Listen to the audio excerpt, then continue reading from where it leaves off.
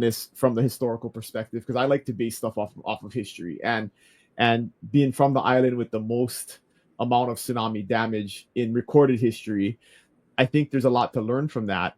And the biggest thing to learn from it is even in the worst tsunamis we've had in recorded history, it wasn't that bad, right? I mean, I mean, yes, it's terrible. There was 100, and I got the data right here. There's 100, and I believe it was like 60 something people died in 1946, and then 1960, 50 something people died, or 61 people died in that tsunami. And those were situations where we didn't have all the technology we have now.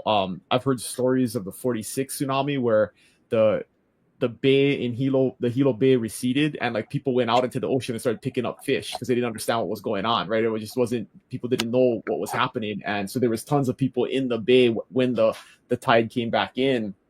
And that's a thing to important thing to understand and remember too, is like a tsunami is a tidal wave. It's not like a wave like you see on the North Shore in Jaws, where it's like this 100 foot, curling wave that comes in. It's just a rapid rise in the sea level. And that's the blessing about living in Hawaii, is like we were talking about just now, the islands are relatively young and they're very steep. And so you don't really have to be that far away from the shoreline to be at a significant amount of elevation